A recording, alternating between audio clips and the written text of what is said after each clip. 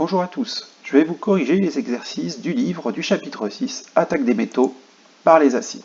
Quelques rappels de cours. Dans un tube à essai, on place un petit peu de poudre de fer de formule chimique Fe, en présence d'un liquide, une solution aqueuse, l'acide chlorhydrique H+, Cl-. Lorsque les deux éléments chimiques sont mis ensemble, il se produit une réaction chimique qui va produire des nouveaux éléments, comme un dégagement gazeux, et une solution qui commence un petit peu à devenir verte. Les réactifs, ce sont les éléments qui disparaissent, c'est ce qu'on met au début. On aura donc l'acide chlorhydrique de formule H+, Cl- et la poudre de fer Fe. Les produits, eux, ce sont les éléments qui vont apparaître lors de la réaction chimique.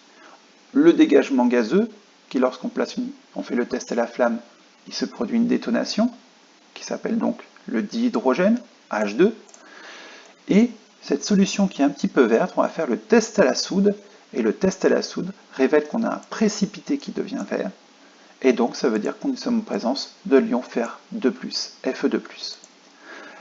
Un test au nitrate d'argent est aussi fait, et on remarque qu'on a en présence d'un précipité blanc, donc ce qui met en évidence les ions chlorure Cl-.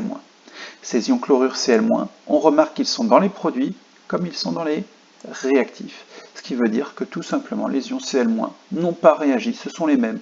Et s'ils n'ont pas réagi, ils ont regardé la réaction chimique et donc on leur donnera le nom d'ion spectateur. On écrit le bilan, le bilan c'est avec les noms, fer plus acide chlorhydrique, ça va créer un dégagement de dihydrogène. On a aussi les ions chlorure et les ions Fer2. L'équation bilan s'écrit en remplaçant les noms par les formules chimiques, le fer Fe, l'acide chlorhydrique H+, Cl-, le dihydrogène H2, l'ion chlorure Cl-, l'ion Fer2, Fe2+. Ensuite, il faut équilibrer et respecter la conservation de la masse, ce qui veut dire que les atomes présents dans mes réactifs est égal aux atomes présents dans mes produits. Ce qui veut dire que je compte, ici j'ai un atome de fer, cet atome de fer est présent sous sa forme ionique, ici, il n'y en a toujours qu'un seul. Les ions chlorure sont ici, Cl-, un Cl, un Cl, la charge moins ou plus, on s'en occupe pas. Et ici on remarque qu'on a un seul H, alors que dans mes produits j'en ai deux. Ce qui veut dire que si j'avais deux H à la fin, c'est que j'en avais deux au début, d'où le coefficient 2 devant le H. L'équation est donc équilibrée. Correction de l'exercice 13. On vous dit en fait que pour protéger les canettes qui sont en aluminium, on va mettre un film plastique à l'intérieur pour en fait les protéger de l'acidité, notamment du Coca-Cola par exemple. À l'intérieur de la canette, en fait, il y a un film plastique très fin. Ce film plastique, on le retrouve aussi dans le papier aluminium, où en fait vous avez une partie qui est plutôt terne, qui est opaque. Cette partie contient un film plastique et une partie qui est brillante. Donc ça permet de protéger les aliments contre l'acidité, donc c'est toujours la partie opaque qu'on utilise. Comme dans les boîtes de conserve, vous regardez à l'intérieur, il y aura aussi un petit peu de plastique qui l'empêche que l'aliment rentre en contact avec le métal, soit le fer, soit l'aluminium.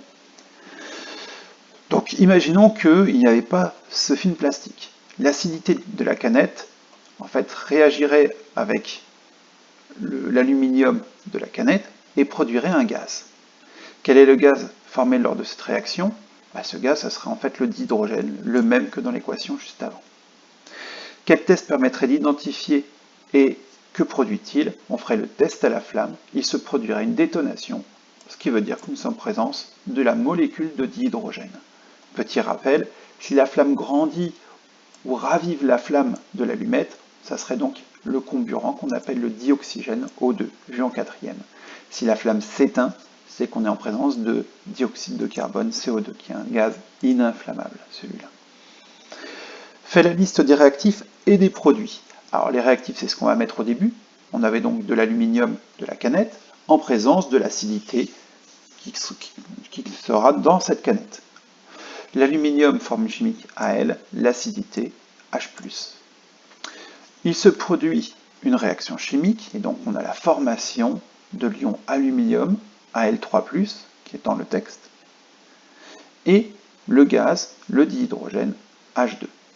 L'équation de la transformation chimique s'écrira donc avec les réactifs au début, Al plus H+, qui va donner Al3+, plus H2.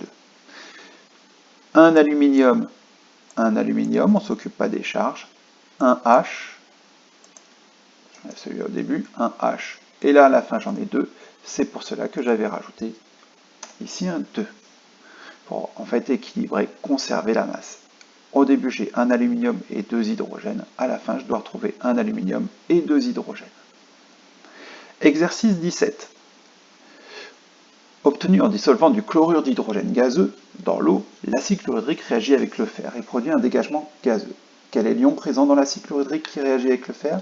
Eh bien, l'ion qui réagit, c'est l'ion responsable de l'acidité, c'est l'ion hydrogène H+. Cl- n'étant que spectateur, ne réagit pas.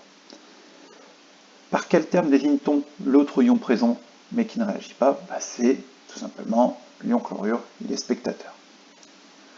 Quel est le test qui permet de mettre en évidence cet ion? Pour mettre en évidence l'ion chlorure, c'est le test au nitrate d'argent, il se formerait un précipité blanc.